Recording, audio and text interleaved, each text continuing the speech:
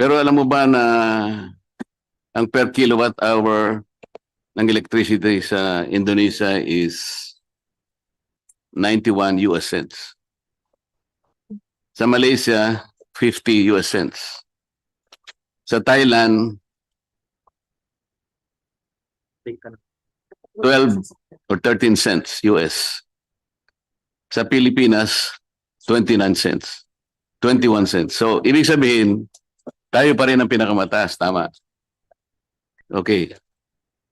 Sa Indonesia, sinasubsidize nila ang electricity. Ang subsidy nila is 11.1 billion pesos. Sa Malaysia, 2.8 billion pesos. Sa Thailand, 1.8 billion pesos. Sa Pilipinas, magkano? Can you tell us? It's practically zero. Tama.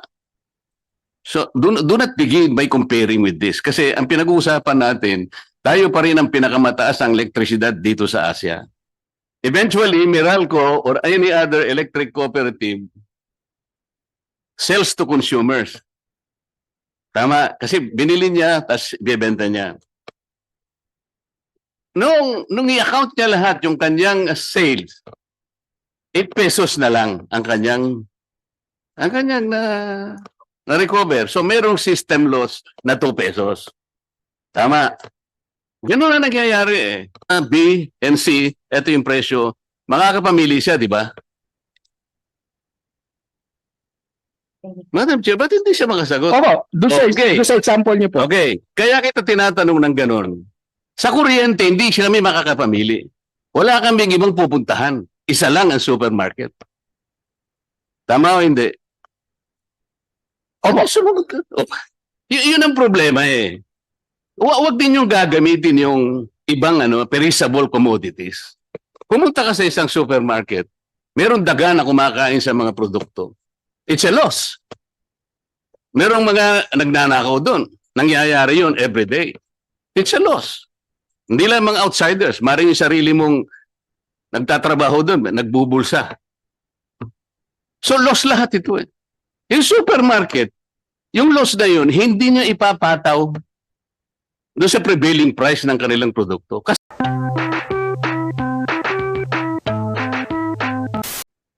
thank you, Madam Chair. Not an opening statement, but I think an amplification of what you just said on systems loss.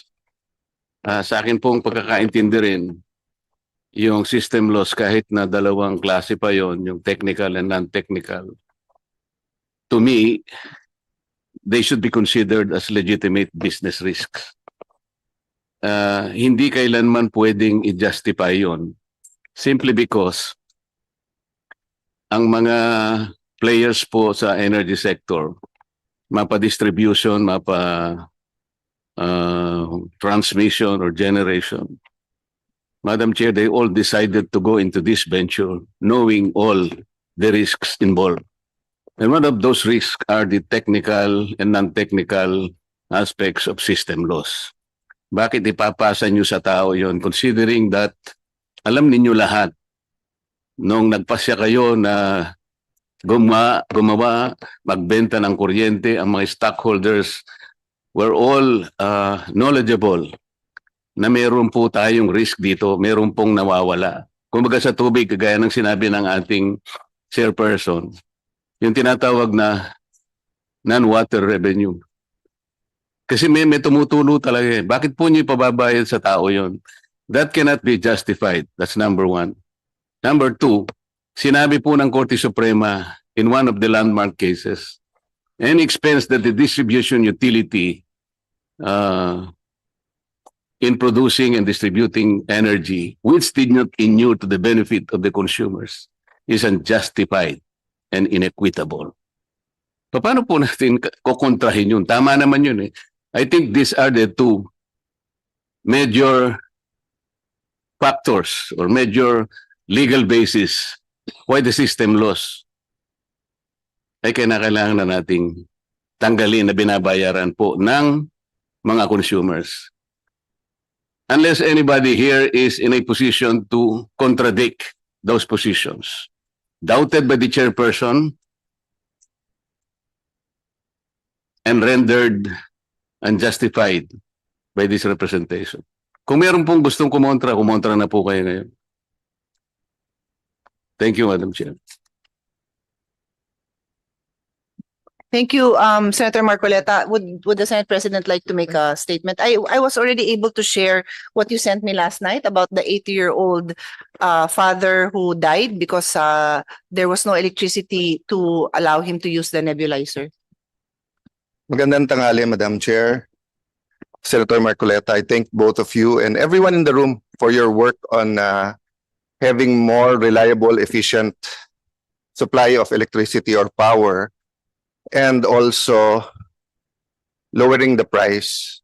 As you know, there's major developments even before the Iran-Israel US war, wherein the World Bank was convinced to start lending for nuclear, which they haven't done in a long time because of the fear that China will be leaps and bounds ahead of the Western world when it comes to AI, because AI requires so much power, no?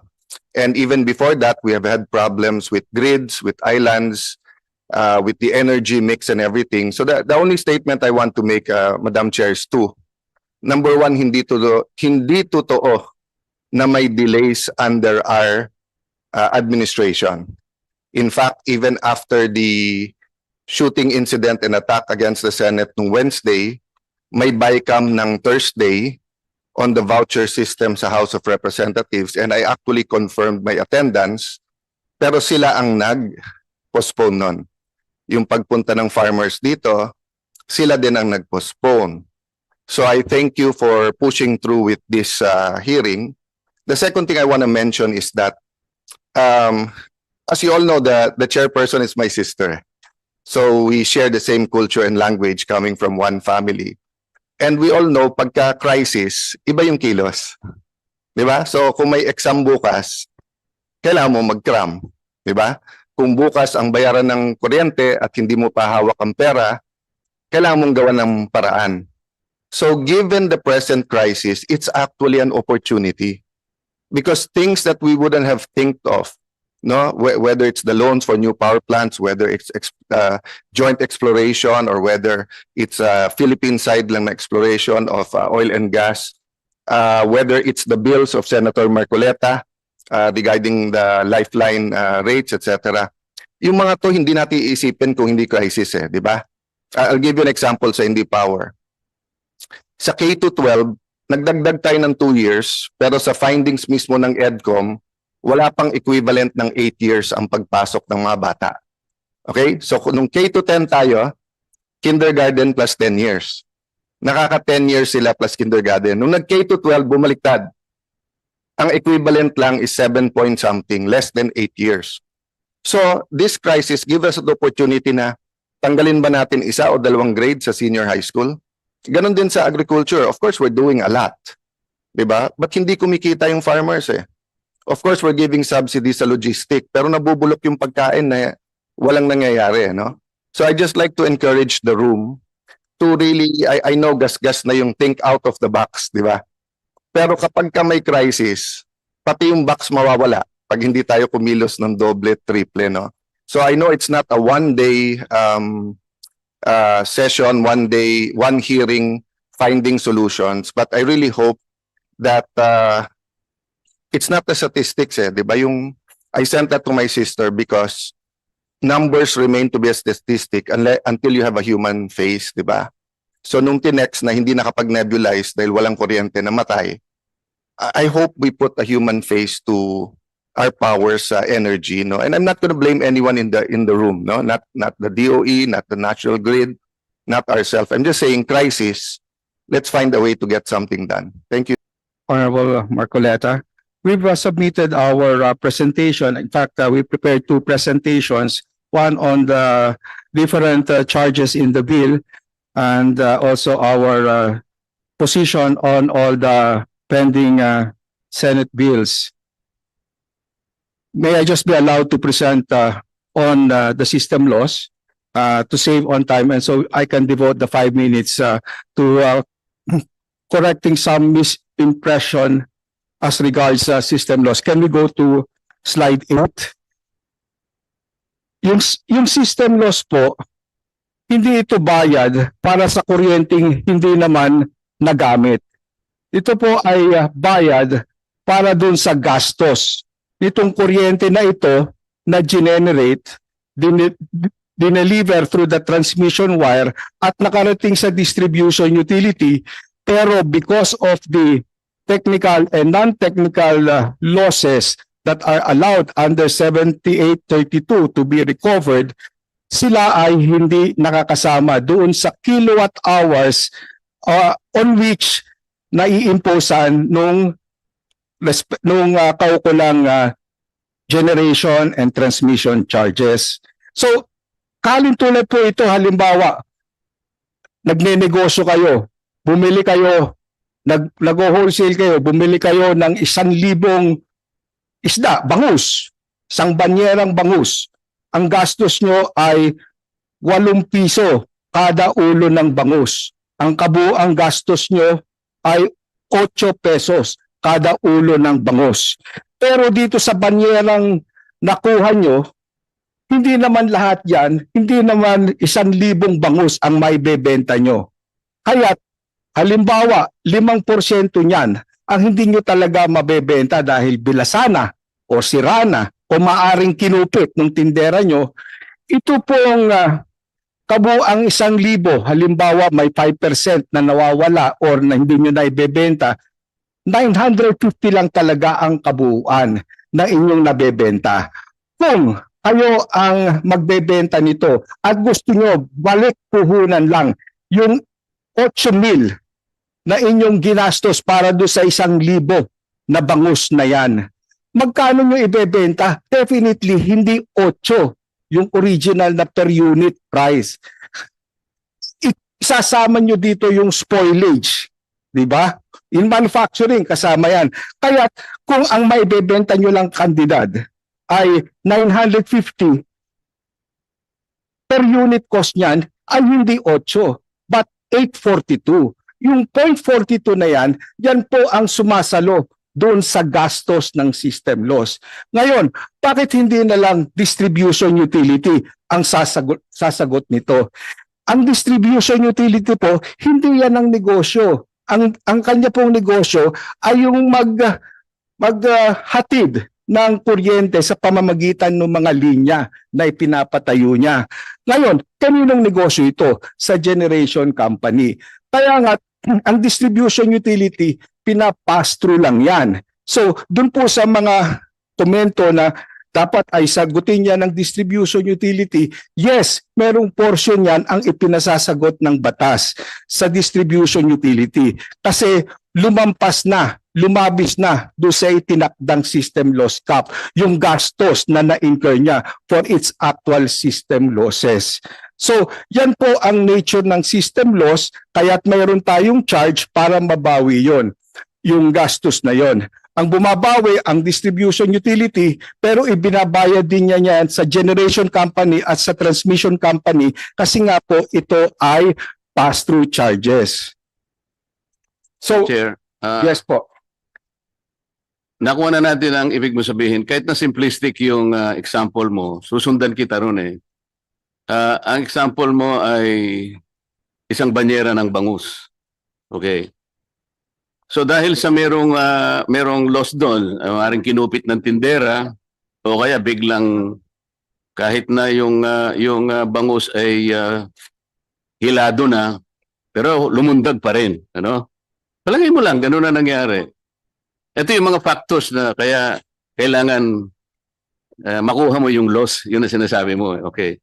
Sa mga tweet, yung banyera ng bangus na yon, kasama ng loss na yon, binenta mo sa supermarket A.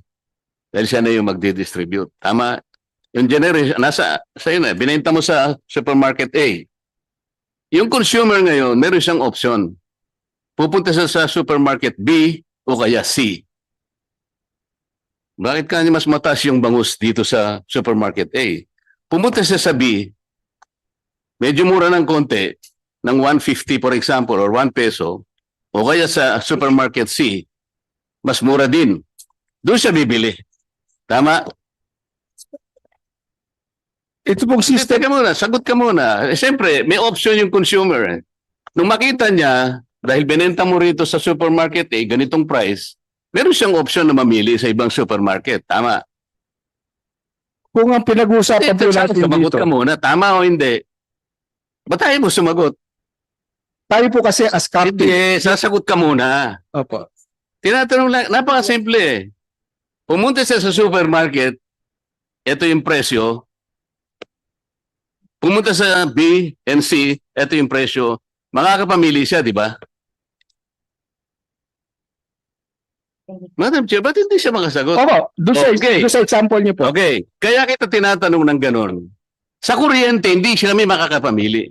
Wala kaming ibang pupuntahan. Isa lang ang supermarket. Tama o hindi? Opo. Sumagot ka. Yun ang problema eh. Huwag din yung gagamitin yung ibang perishable commodities. Pumunta ka sa isang supermarket, meron daga na kumakain sa mga produkto. It's a loss. Merong mga nagnanakaw doon. Nangyayari yun every day. It's a loss. Hindi lang mga outsiders. Maring yung sarili mong nagtatrabaho doon, nagbubulsa. So loss lahat ito eh. Yung supermarket, yung loss na yun, hindi niya ipapataw doon sa prevailing price ng kanilang produkto. Kasi yung consumer has the option to go to other outlets. In the case of electricity, Madam Chair, wala silang option eh. This is our problem. Kaya pinipilit ko kanina, and I thank you very much, Attorney Juan, nung sinabi mo, ay yung system loss, as you said, is an inherent operational characteristic. Inherent talaga to eh. Hindi mo mayaalis na mayroong mawawala. But this inherent operational loss is already admitted. It is known to all stakeholders bago kayo nagpasya na gumawa at mag-distribute ng kuryente. So it is a legitimate business risks that every industry should recognize.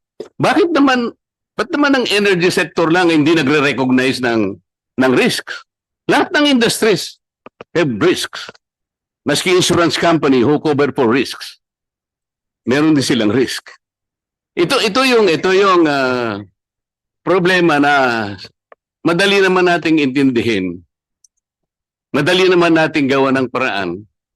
Di amend natin yung Republic Act 7832, ganun lang kasimple yun eh. Let's remove the system laws. As simple as that. Isang maliit na amendment lang ang gagamitin mo doon. And one thing more, Madam Chair, tingnan mo na lang yung universal charge. Tama yung sinabi ng chairperson. Yung universal charge, nandun, in order for us to bankroll certain areas na kailangan lahat sila ma-electrify, lahat makakita ng liwanag. Tama naman yun. That's not the objective of the government. Pero naglalaban sila nung feed-in tariff and JAP. Kasi yung feed-in tariff is supposed to capitalize the government's program para sa ganun, mas marami tayong renewables ma-operate. Kung marami tayong renewables na gagamitin sa lahat ng lugar ng ating bansa, o di bababa yung universal charge? Kasi hindi naman, at some point in time, yung universal charge, bumababa hanggang sa eventually mawala na. If we succeed on the renewables. Ang problema, sinasabi lang natin, by 2030, ganyan eh. Puro forma. By 2030, parang 40% yata, Madam Chair, renewable na tayong lahat. By 2040, 50% ang renewable. Oh, Diyos ko. Ay, hindi naman tayo papunta dun eh. So, magano tayo, ito yung problem. Sabi ko nga po, ulitin ko, Madam Chair, Korte Suprema na po ang nagsabi, any expense incurred by the distribution utility which did not inure to the benefit of the consumers is unjustified and inequitable. Which part of that sentence is not understood to everyone? Madam Chair, gaya ng nasabi ko, yung distribution utility ay hindi engaged sa pagnenegosyo ng pag-generate ng kuryente. Tama po, Kaya kaya hindi nga yan hindi niya dapat nakakasama doon sa isingilin kanyang, yun. Tanggalin na lang natin. Personal expenses. Kaya So, hindi siya setting the siningilin rate ng Meralco. Kasi kung wala na siya, hindi na recognize, hindi naman hiningil ang Meralco. We're not blaming anybody here. Ang pinag-uusapan, saan ang gagaling yung system loss? Sa generation lang naman, tsaka sa transmission eh. If you do not recognize that, walang kukolektahin ng Meralco. Problem solved. Thank you po, Madam Chair. Yes, There, I thought you left when you No. said hi to me. I was listening. Yes. I recognize Senator Lauren Thank you. Legarda. Yes, you may take Yes, the floor. Thank you, and I'm grateful to the chair for having so much in the agenda, including my two very important measures, which is clarifying the value-added tax treatment of socialized electricity subsidies. And since our expert in energy is right beside us, along with the chair, I would like to be clarified, Madam Chair, any competent authority, whether it's the NGOs, the private sector, or government, simpleng tanong po, yung hindi nagagamit na kuryente, bakit natin binubuwisan? Madam Chair, sa aking alam po, may 12% na pinapataw na value-added tax, VAT, sa systems loss. Narinig ko pong ERC na sinabi, ito'y hindi ginagamit, kumbaga sa isda, na bilasa, wala po. Bakit po binibuwisan ng 12% ang hindi nagagamit na kuryente? Pangalawang tanong, kung ano man ang sagot po nyo, ay dapat sumasang-ayon ba kayong tanggalin ang VAT kaagad dyan? Huwag ng batas. Sa implementation lang yan ng ating mga batas na nandyan na, kumbaga kung nakasaad yan sa EPIRA. At dapat ang BIR makipag-ugnayan sa ERC para ito'y mapatupad. Kung sang-ayon po kayo. Kung mali po ako, then please correct me. Kayo po ang mga experts. Thank you, Madam Chair. Thank you. With the permission of Senator Legarda, can I give the floor back to Attorney Juan, who's in the middle of his Yes. presentation? Yes. And since he was raising his hand, I assume he's going to touch on it. Sorry, let me finish before you. Let's have an orderly discussion. These are very good points, but I want you to continue with your presentation. You may answer, but I do want us to get to DOF, that who I think is also the right person to answer your question. So after his presentation, which I believe will touch on your question, then we will go to the DOF. Again, para lang mabigyan ko ng time lahat ng nandito na makapagsalita din. Oo. Okay. Maybe para lang, just a one-sentence answer. Mm-mm. Tama ba ako or hindi kasi ako eksperto, ay mali ako? Ganun lang po. Mm-mm. Go ahead. Sang-ayon ba kayo? Attorney Juan. Yes po, kaya po siya nasasama doon sa nabubuwisan ng VAT dahil sa side ng generation company na nag-generate nun, kasama yon doon sa kanyang sales at pumapasok yun sa kanyang gross receipts. Kasi pag lumabas at na-deliver niya yung kuryente sa distribution utility, kasama na yon sa kanyang kita. Kaya ito lang VAT on system loss dahil nga iniwalay natin yung cost na yan from the total generation charge, inilagay natin as system loss charge, yung VAT ay separately na i-impose dyan. But dun nga sa aming position, as we have communicated to the committee, we support all proposals, proposed measures para mapababa yung electricity rate. At kasama dito is redefining what should be the base for the VAT on electricity. At kung i-exclude natin yung cost associated with system loss from the gross receipts ng ating mga generation companies, transmission and distribution, malaking kabawasan na din po yan dahil around 5% then 5 to 10% yung system loss na pinapataw. So that will be a reduction to that po. I will make an illustration so that our government panel here can explain also to people. Kasi kahit ako, gusto ko na mas maliwanag. And this also is consistent with Senator Lawrence's question. So, pag-generate nung electricity, and that's X amount, no? Sabi mo ng 100, at yun may VAT yun. So paglabas nun, yung value na 100, magiging 112, di ba? At what point nagkakalos? Kasi nga, pag-generate nun, may VAT na yun paglabas eh. At what point na de-determine yung loss? Such that, where do you pinpoint na exclude natin yung loss? Dun yata may mga complications in the implementation of what appears to be so far the two government agencies that have spoken are in full support. But somebody has to explain to us kung paano nyo tatanggalin yun doon. Kasi pag generate nun, the moment it is generated, may nawala na ba doon? Wala pa, di ba? And nakakalculate ba, I mean, alam ba natin every time that the electricity is generated, how much ang percentage ng loss doon? Yan ba tansyahan or it's a very specific measure? So all of these things have to be answered. I don't want a specific answer now, but at some point when kasi ang hirap din naman sa mga kababayan natin, lahat tayo sasabihin natin we support. O paano natin gagawin? Yun, ang tanong. Madam Chair, let me exemplify. Ganito po yung nangyayari. Kunwari, distribution utility X, palagay natin Meralco or any other electric cooperative. Meralco or any other electric cooperative buys from generation A. Kunwari 10 pesos po yung nabili niya, Attorney Juan. I will not commit the mistake again. Attorney Juan, hindi San Juan. Okay. Eventually, Meralco or any other electric cooperative sells to consumers.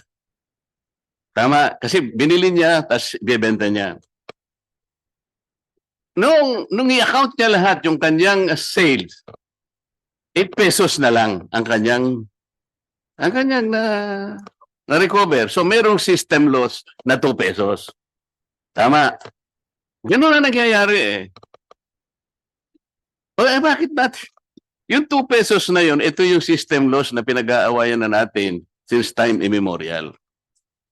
Ngayon, kung halimbawa yung generation, yung Gen A, yung generation company, will consider na yung 2 pesos talaga nangyayari na sa maraming paraan loss yun, ang Meralco, hindi na siya kukolekta ng system loss. Ganito lang kasimple yun eh. May 2 pisong diferensya kasi yung bill 8 pesos lang. Yung sale, yung kanyang purchase is 10 pesos.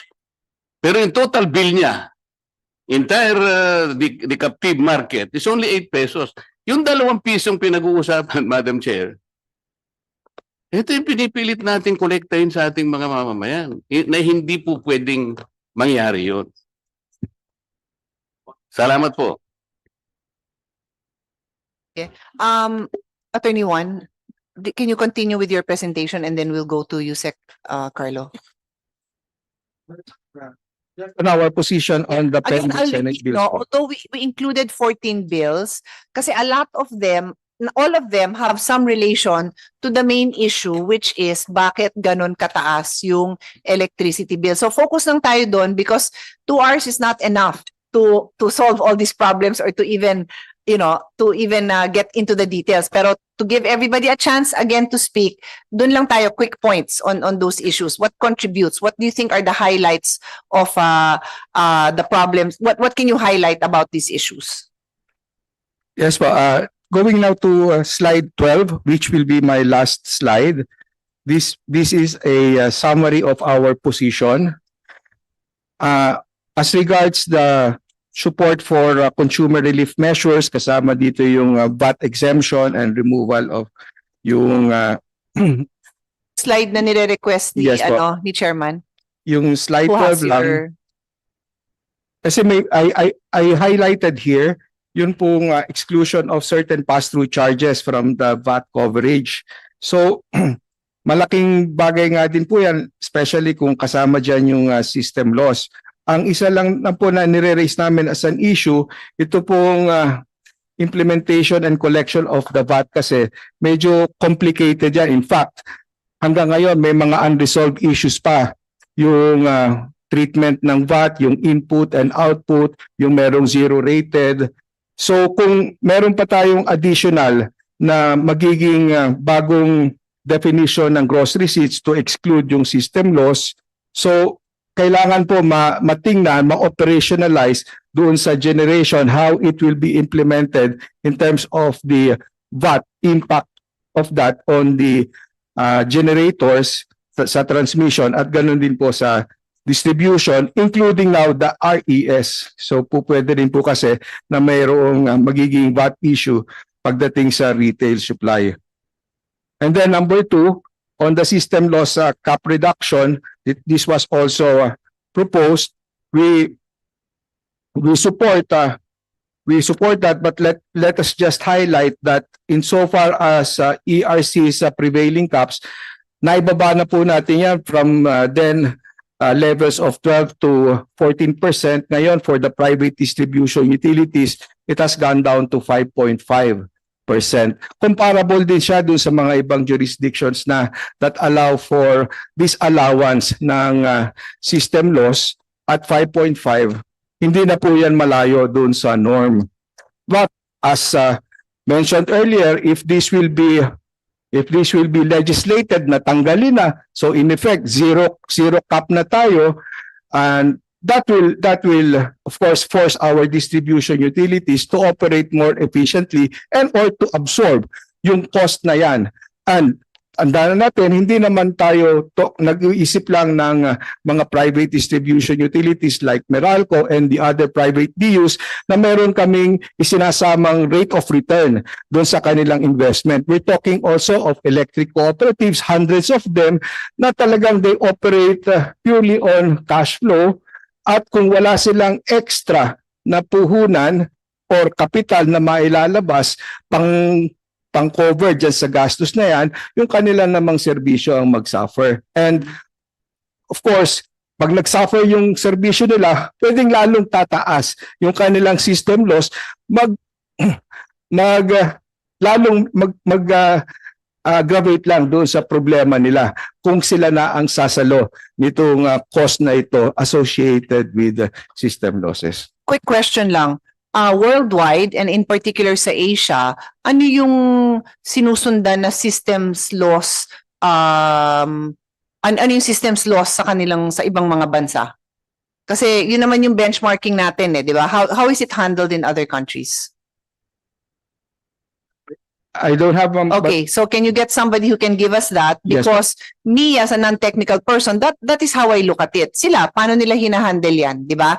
And then I want to point out dito sa presentation nyo na may sinabi din kayo na the ERC respectfully posits, andyan sa baba, ayan, everybody can read it, that the cost of upgrading distribution facilities or addressing pilferage to meet such lowered system loss caps should be weighed against the benefits, no? So medyo you passed on it. Mamaya we'll ask Nea to exemplify kasi alam ko na ang problema parati ng mga cooperatives natin puhunan nila. So it's like a vicious cycle. Hindi sila maka-upgrade kasi wala silang puhunan. So ang bulok-bulok na ng serbisyo, hindi pa ma-upgrade. So that's why ang dami nating bills na sinama dito dahil the problem, there's not just one bill that can solve this problem. There's not just one law that can solve this problem. How do we create that? The question is, how do you create that environment? Like you said, maging mas efficient sila. Diba? Or maybe pag grant pa lang ng franchise, siguruduhin naman natin na, and kami yun, nag-grant ng franchise na may puhunan talaga itong mga to para paandarin ng maayos. Anyway, I will stop there, no?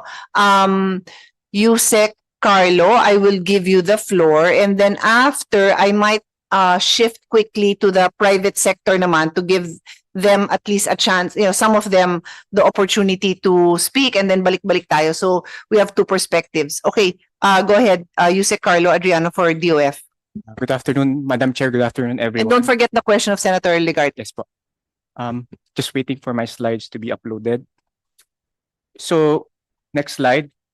So the outline of next slide, please. The outline of my presentation as follows. One is, what are the components of our electricity bill? Second, why is our electricity price high in the Philippines? And third, what are the consequences of VAT exemption on electricity? Next slide, please. So what are the components of the electricity bill? Next slide. I think the Madam Chair already mentioned this. As mentioned, the largest share to the cost is the generation charge at 64%. It's followed by distribution at 12%, transmission at 8%, and then the 11% are the other charges, of which the share of VAT is around 7 to 9% of the total bill. So maliit po ang share ng VAT dun sa electricity price. Ang pinakamalaki, generation. And if you combine the generation, transmission, and then distribution, it's 84% of the electricity price. Next slide. Now, why is generation charge high in the Philippines? Next slide. So we researched several papers. So I will just mention papers of Ravago 2022, Tabada 2025, Navarro 2025, Francisco 2024, Francisco and Basilio 2024, and Clarete 2016. So first, why is it high? This is based on Tabada paper. It's basically barriers to entry. It's very hard for new players to enter the market. It requires around 100 to 300 plus permits. And it will take 5 to 10 years before you can actually operate sa generation po nito. And given this limits competition and electricity supply. Second po is yung policy-related costs. Some policies legislated through a law, while well-intentioned, can add to cost. Na-mention na po dito yung FIT, yung sa renewable energy, GEA, pinapasa rin po sa atin. Universal charge, pinapasa po sa consumer. Senior citizen, basically, pinapasa din niya sa consumer. Real property tax, etc. Lahat po to legislated by law. Next slide will be the market concentration. Ito po yung monopolistic or oligopolistic structure of the energy market. So in fact, in Luzon, 7 firms control 50% of the supply. In Visayas, 2 control 35%, and in Mindanao, 3 control 43% of the market. And this weakened competition make it more difficult for prices to go down in a deregulated market. The fourth one is inefficient contracts. So sa mga kontrata po, there is what we call take or pay contract. So kapag sobra-sobra po yung supply ng electricity, even if it's not used, we actually pay for it. And one example mentioned by Ravago in 2022, an example nung Malampaya 2021. Ang nangyari po noon, we anticipated thin supply. And hence, we purchase inputs na mahal so that we will have enough supply. But unfortunately, hindi po nangyari yung thin supply, and hence, pinasa po lahat ng mahal na inputs sa consumers po na to because of this take or pay contracts. Next slide. The fifth is limited power grid. Transmission constraints limit the efficient movement of electricity. Even when cheaper power is available in one area, it may not reach other regions due to grid limitations. As a result, consumers may rely on more expensive local supply. The sixth one is the system cost. This is basically the generation cost na mahal po talaga. And the last one that I would like to highlight is the paper of Clarete in 2016. He estimated the cost of ease of doing business versus removing VAT. What he estimated is that because of the ease of doing business wherein it will take you 5 to 10 years before you can actually operate, it functions like a 12% tax on the investor. And take note, wala pong revenue tayo nakuha dito. Kasi po natetenga yung project for 10 years, it functions like a 12% tax. Now, he compared that if you remove VAT, it will only lower by around 4%. And take note, when we impose VAT, we collect revenues that we can use for government projects. So he concluded that it's actually more efficient to remove the to improve the ease of doing business rather than removing VAT. The next slide is, what is the VAT treatment of electricity by our ASEAN neighbors? Ito po yung benchmarking natin dito. So out of all the ASEAN member states, lahat po nag-impose ng VAT. except only Brunei. So hindi po sa atin unique ang nag-i-impose ng VAT sa electricity. And we take note that VAT is an ad valorem tax. Ang ibig sabihin ng ad valorem tax, it is based on the value or price of the electricity. So kung mataas po ang base price ng electricity sa atin, edi mataas din po yung VAT. But if the base price of electricity is low, then mababa din po yung VAT, tulad po sa ibang ASEAN neighbors natin that also impose VAT on electricity. Next slide. So I will now discuss what are the consequences of VAT exemption on electricity. These are the unintended consequences. So we know there will be revenue losses, but what are the unintended consequences of exempting VAT, including po yung systems loss? So this illustrates po yung generation. So electricity is consumed by final consumers. Ito po yung first scenario. So you have the whole electricity chain, and then ang final demand mo is with household. So we have the generation, transmission, and distribution. For each chain, meron po yung mga inputs, mga poste, capital, labor, rent, etc., etc. And those inputs are subject to VAT. Now, kapag exempt po yung electricity, ibig sabihin po nun, hindi po sila makakapag-claim ng input VAT. So ano po mangyayari dun sa tinatawag naming unrecoverable input VAT? It will now form part of the electricity price. Ipapasa lang po yan sa consumers. And hence, ang ano po namin, ang result po nito for the household level, it can be lower, no change, or higher prices. Why? Because of that unrecoverable input VAT that will now form part of the price and the current structure of the market na monopoly and oligopolistic. Wala po masyadong competition, so kapag tinanggal mo po yung VAT, it can be just be part of their new markup. The next scenario is, what if the electricity is used as an intermediate input by businesses? Ito po yung mas malala. Ito po yung unintended consequences po talaga. So again, we have manufacturer 1 here. So again, lahat po ng kanyang input is subject to VAT. And yung output niya po is also subject to VAT. Now, as I mentioned earlier, for electricity na input niya, meron po doon na unrecoverable VAT na ipapasa sa kanya. So kasama po siya ng presyo na. And yung presyo po na yun will be subject to VAT because he cannot claim input VAT on electricity. Kaya po ang mangyayari kay manufacturer 1 pa lang, tataas na po ang kanyang business cost operation. Now, we have, the next chain is logistics. Ganun din po yung storya. May embedded input VAT po na pinasa sa kanya sa electricity and will also be part of the computation of VAT. Hence, ito po yung tinatawag natin na cascading tax na mangyayari po for the final consumer, higher prices for all goods and services that use electricity as an intermediate input. Yun po ang ibig sabihin nito. This is consistent with the study made by World Bank and IMF na ito po yung unintended consequences when you exempt an intermediate input.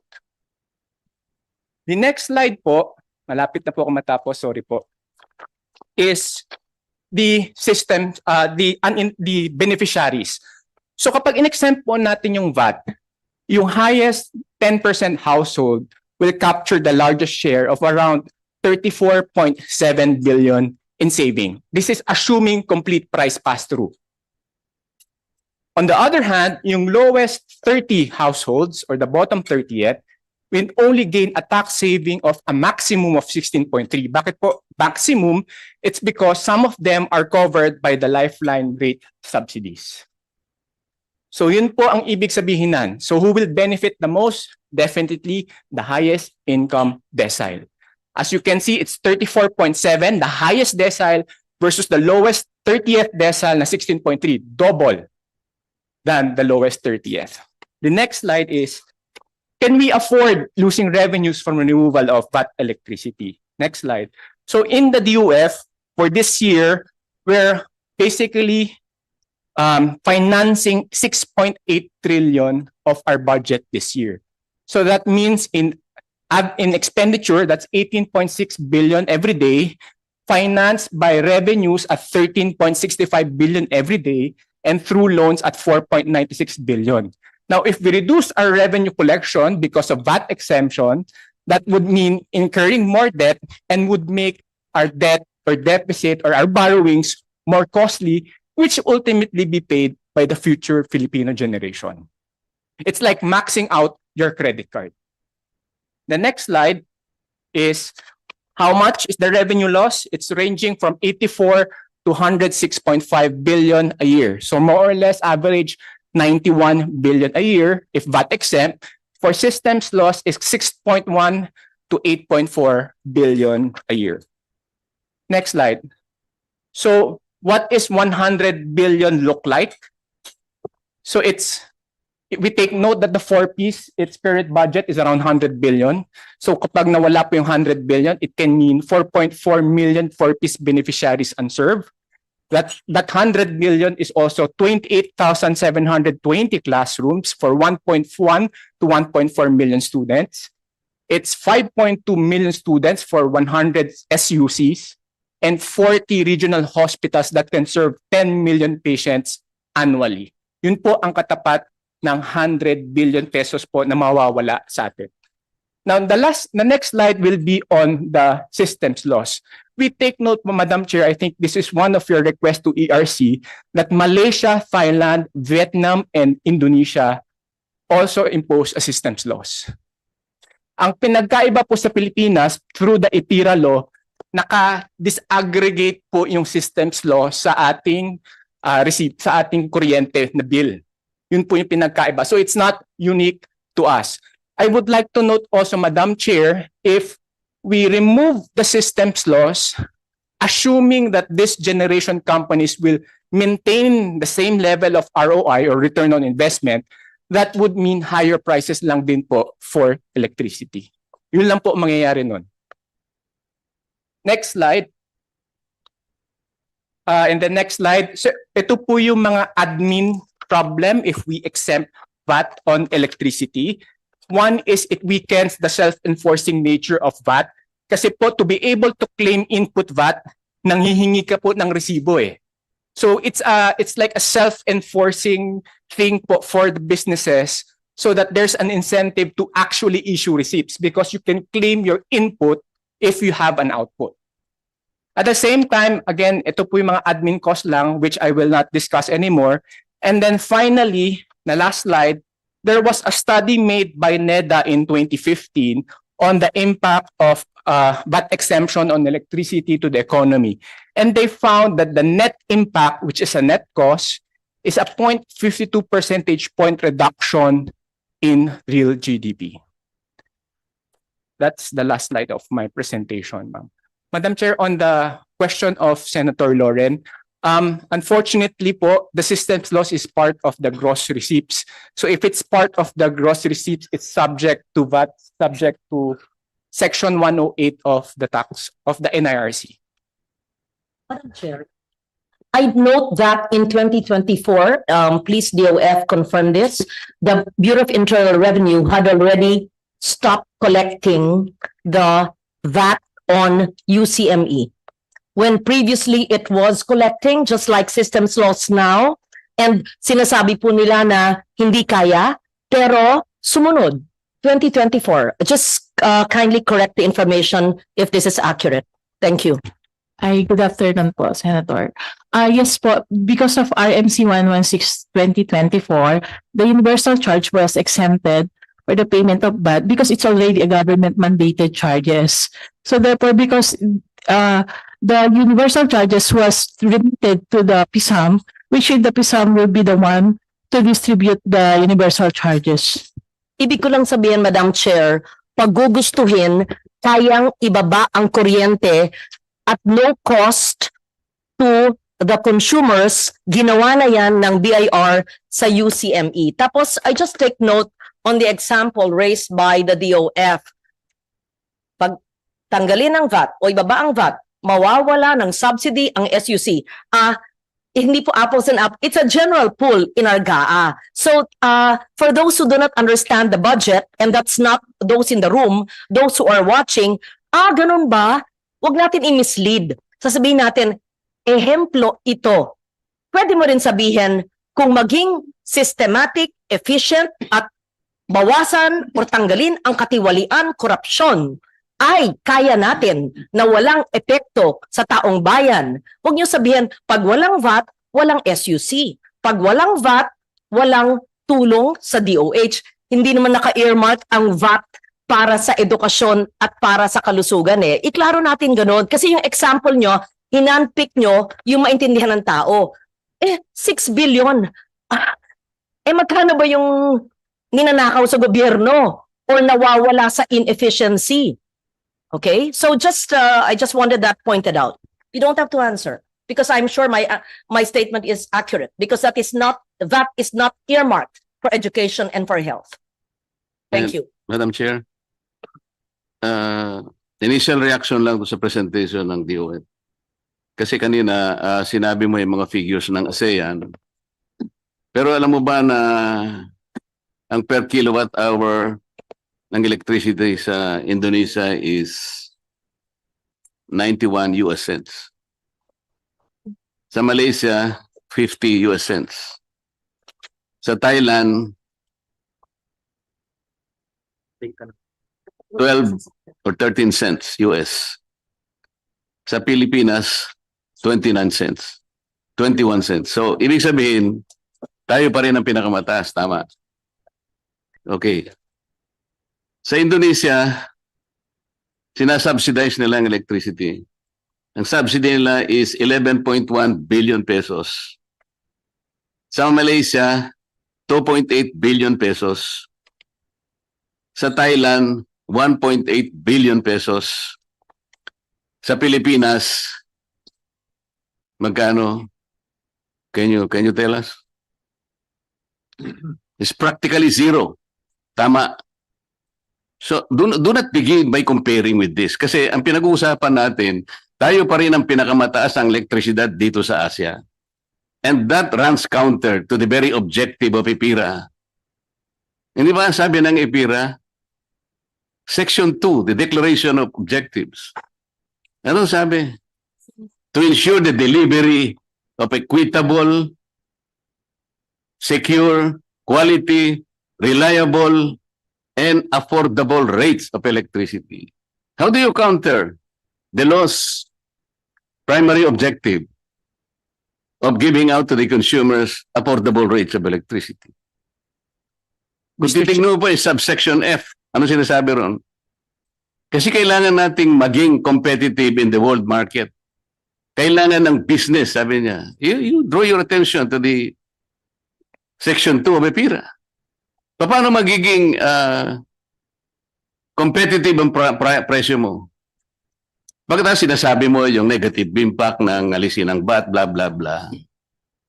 Doon ka nagko-concentrate lang Madam Chair. Did you ever compute or make a simulation as to, for example, nung bumaba yung VAT na electricity? How much will that be on the production cost of every business in this country? Have you resorted just to a crude simulation? Mr. Chair, Meron na kayo? on that wala pa po, but That is the whole problem because you present to us only one side of the issue. What if I tell you na kahit na hindi ako economist na katulad mo, I am in a position to present to you a simulation? Kasi dapat yun ang tingnan ninyo. How much it is for the business sector. Imagine mo, for example, a company which production cost is something like 50% or 60%. Halimbawa, Madam Chair, yung gumagawa ng yelo, ang production cost niya is 70%. Sabihin mo sa kanya, ibababa na, alisin natin ng 12% VAT. Gaano, Madam Chair, ang iikot ng ekonomiya mo? Wala kayong simulation dati. Tingnan mo ang nangyari, Madam Chair. First quarter growth ng ating bansa is 2.8%. This is the lowest in the entire history of this country. Ni hindi nyo napapagalaw kung ano, paano gagalaw ang economic engine Kaya tayo nag-iisip lahat sana ng paraan eh. You have not even